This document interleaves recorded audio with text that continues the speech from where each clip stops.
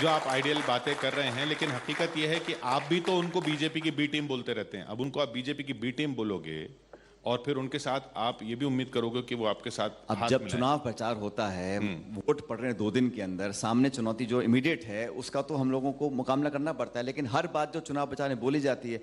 अब बीजेपी और मोदी साहब और सब लोग गए थे मेघालय में, जो उनके पार्टनर थे 5 साल तक, उनसे वो अलग हो गए और खूब कोसा उनको चुनाव में, और जैसे ही चुनाव परिणाम आए उनके शपथ ग्रहण में पहुंच गए हाथ मिलाने के लिए।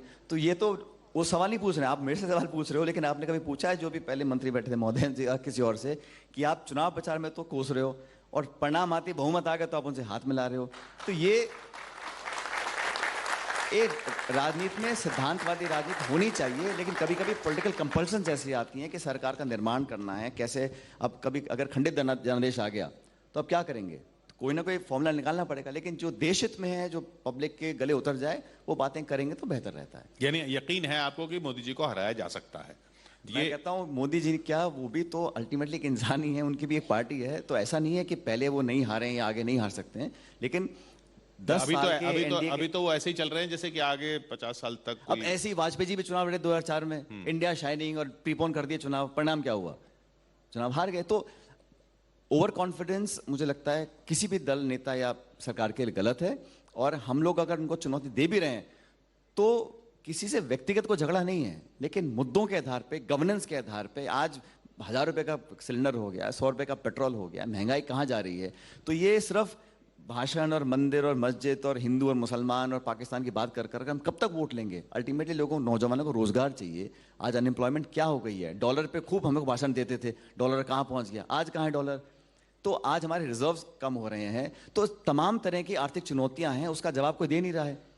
निवेश हो नहीं पा रहा है जितना हम भाषण दिया। पहले stand up India, digital India, make in India, fit India, 15 नारे लगा दिए इन्होंने 9 साल के अंदर, बट धरातल पर जब अगर उतर कर नहीं आ रहा है तो लोगों की जनभावना को समझना पड़ेगा। आपने मुस्लिम, हिंदू, मुसलमान की बात की।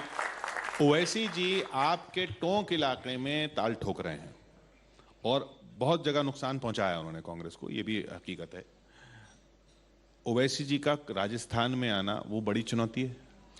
सबका स्वागत है। राजस्थान के आप कहीं भी चुनाव लड़ो, एक हमारा खुला देश है, कोई भी दल कहीं भी जाके चुनाव लड़े, भाषण दे, चुनौती दे। और हमारे यहाँ तो राजस्थान तो बड़ा एक सांस्कृतिक रूप से सबको न्योता देने वाला प्रदेश है, मेहमान नवाजी का प्रदेश है। कोई भी आए अपनी बात को रखे, हम कभी ना किसी को रोकते हैं ना टोकते हैं। लेकिन मैं इतना कहना चाहता हूँ, जो भी व्यक्ति, कोई भी दल आए अपनी बात को रखे तो सार्थक बात करे, पॉजिटिव बात करे, कमियां हो तो उनको गिनाए, लेकिन धर्म और फिर मंदिर और मस्जिद बार बार उन चर्चाओं करने से मुझे लगता है कि कोई बहुत ज़्यादा लाभ नहीं होता है। आप गवर्नेंस की बात करें, आप इशू को टेकअप करें, बाकी पार्टी तो 50 आके लड़ने क्या दिक्कत है। मैं तो सबको जो नहीं भी आ रहा वो भी आ जाए, लड़ ले चुनाव। नहीं, ये सब लोग वो आ रहे हैं जो जिनका ये मानना है कि कांग्रेस का जो वोट है वो इतना लूज हो चुका है कि उसको छीना जा सकता है। ममता जी ने जो खड़ा किया बंगाल में, वो कांग्रेस है, वो कांग्रेस का नया रूप है एक तरह से। वो सारे वोटर जो थे वो आपके थे। इसी तरीके से केसीआर ने जो आंध्र प्रदेश में खड़ा किया, उसमें सारे पुराने कांग्रेसी ही मिले हुए हैं। आम आदमी पार्टी दिल्ली में जो है वो पूरा शीला दीक्षित की जो वोट था वो सारा उधर चला गया। राजस्थान में भी तो ये खतरा है ना, आम आदमी पार्टी वहां पर भी ताल ठोक रही है। मैंने कहा ना, वो तो हर पार्टी छोटी बड़ी पहले भी लड़ते आए हैं। हमारे यहाँ बहुत सारी पार्टी चुनाव लड़ती हैं, छोटी बड़ी। तो चुनाव कौन लड़ रहा है इंपॉर्टेंट नहीं है, वो तो पब्लिक अल्टीमेटली जज करेगी किसको वोट डालना है, किसको नहीं डालना है। मैं तो कांग्रेस का जनाधार खिसकने का खतरा कुछ नहीं है राजस्थान में। मैं फिर कह रहा हूँ आपको, हमारी सरकार बनी, हमने काम भी अच्छा किया है, लेकिन अब आने वाले चुनाव जो लास्ट 7-8 महीने बचे हैं, इसमें हम लोगों को और जनता के बीच जाकर मजबूती से बात को रखना पड़ेगा। और हम लोगों ने संगठन को और सरकार के बारे में बहुत सारी बातें मैंने बोल रखी हैं, और उस पर मुझे लगता है अगर हम लोग काम करेंगे, मेरा व्यक्तिगत मानना है, हो सकता है मेरी सारी बात सही ना हो, लेकिन जो मेरा व्यक्तिगत मानना है कि उन बातों पर अमल करेंगे तो जो पुनरावृत्ति पहले हो चुकी हैं कि हम सरकार में आए फिर बाहर हो गए, आए फिर बाहर हो गए, उसको हम रोक सकते हैं। राजनीति में